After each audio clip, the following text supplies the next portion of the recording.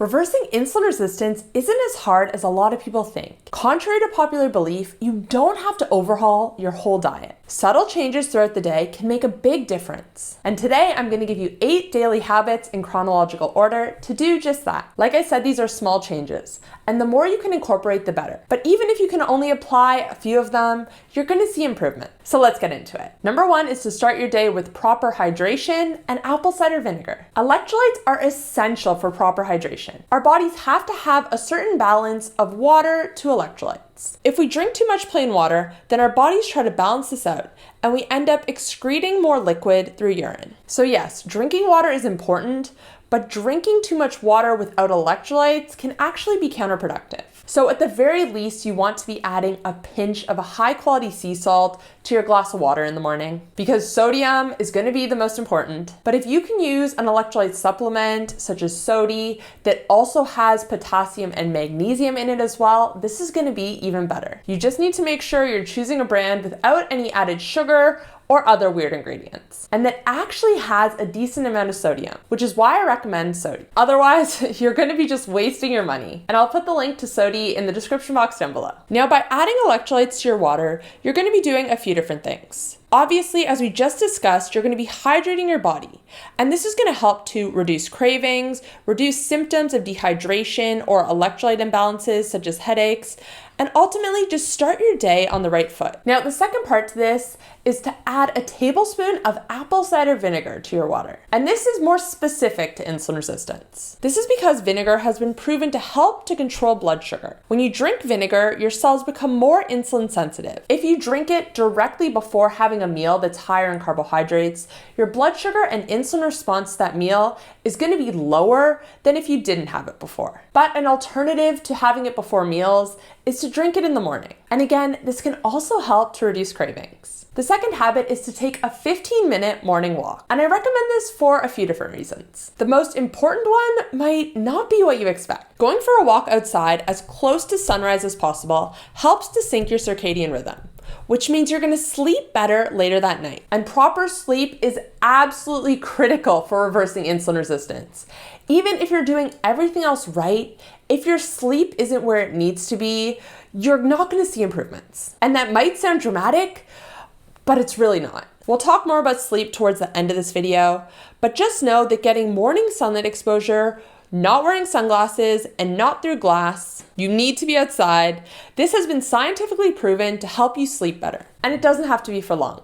Like I said, just a 15-minute walk is enough. The second part to why this is helpful is because some people who are insulin resistant experience what is known as the dawn phenomenon. This is where your liver dumps glucose into the bloodstream just before you wake up, causing your fasting numbers to be elevated. By going for a morning walk, you allow your muscles to use some of that glucose. And even better is that when our muscles are working, when we're exercising, they're actually able to take in glucose without insulin. And with less insulin, this helps our bodies to improve our insulin sensitivity and reverse insulin resistance. Number 3 is to eat 30 grams of protein at breakfast. Now, when I say breakfast, I'm referring to whenever your first meal is.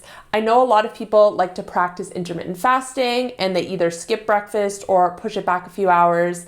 And no matter when you have your first meal, this applies. You need to be getting a bare minimum of 30 grams of quality protein, ideally from animal sources, in at your first meal. If you can get 40 to 50 grams in, even better. Out of the 3 macronutrients, protein, carbohydrates, and fat, protein is the most important. Protein builds our cells, and there's a certain amount we need every day. And by prioritizing bioavailable protein at all of your meals, but especially at your first one, you take advantage of something known as protein leverage. And this has to do with our hunger. Basically, what happens is we will remain hungry until our protein needs are met, regardless of the amount of energy we have consumed. So if you're eating foods that are high in carbohydrates or foods that are high in fat, but that don't have much protein, you're taking in a lot of energy, but not meeting your protein needs. And so it's very difficult to feel full. This is why something like potato chips or French fries are so easy to pick at, so easy to overconsume,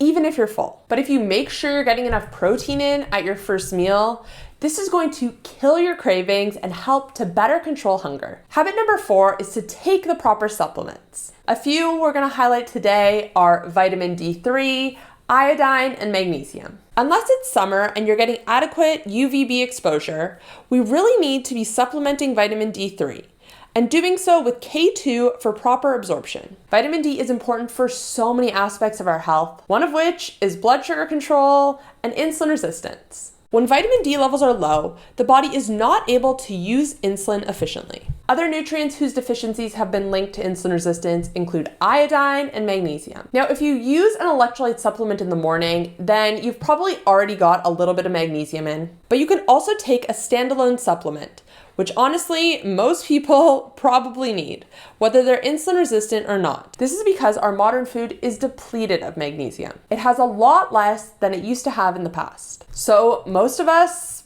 are not getting enough. Iodine is the other supplement I recommend, and I especially recommend this if you don't eat a lot of seafood. This is as easy as adding 2 drops to your water. That is the general recommended daily dose. And you want to make sure that you're getting your iodine in with enough selenium. This will ensure proper absorption. Again, super easy to get your selenium in. All it takes is eating 2 Brazil nuts. So add the iodine to your water, have the nuts, and you're good to go. Habit number 5 is to have healthy snacks ready. Now, earlier I spoke about how snacking is not ideal for insulin resistance, but sometimes cravings hit. And especially if you've just started your health journey, if you're just getting in the routine of applying these habits and eating more protein, and you previously were a big snacker, then it's important to make sure that you have good options on hand. Good snacks include anything that's rich in protein and fat and low in carbohydrates. Number 6 is to get some additional movement in. Now, a morning walk is great. This is going to start you on the right foot. But if you can get some additional movement in throughout the day, this is going to be even better. And this doesn't have to be a set exercise time. This doesn't have to mean you go to the gym. Going for another walk at lunch or after dinner, this can be helpful.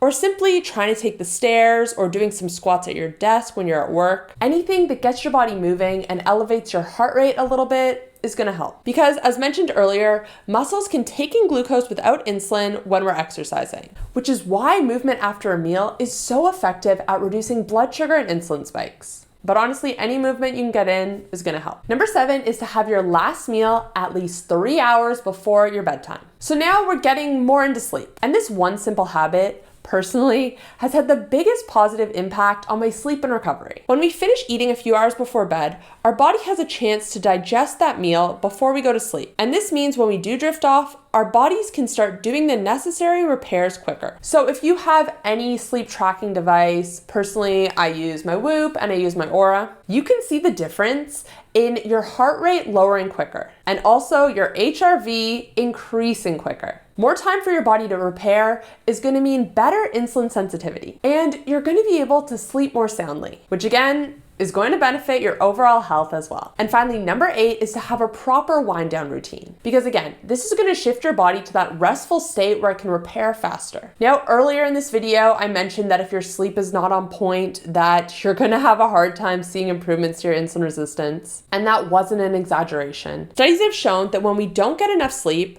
or when we don't get enough quality sleep, we're more insulin resistant the following day. For someone who is metabolically healthy, their bloods can actually present as pre-diabetic or type 2 diabetic after just 1 or 2 nights of poor sleep. They have higher blood sugar and insulin levels the entire day following. So you can only imagine that for someone who is already insulin resistant, this is going to be worse. So to set yourself up for success, you really need to optimize your sleep. Having a proper wind down routine means avoiding doing anything stressful in the evening, whether that be work or exercise. Now, of course, exercise is a positive stressor. However, done too close to bedtime and hormones that energize us, including cortisol, will be elevated and make sleep difficult. Another key to a good wind down routine is limiting light exposure. Earlier, we spoke about how morning light exposure is good. It energizes us and helps to sync our circadian rhythm. However, exposure at the wrong times can mess up our circadian rhythm. Bright lights and devices after sunset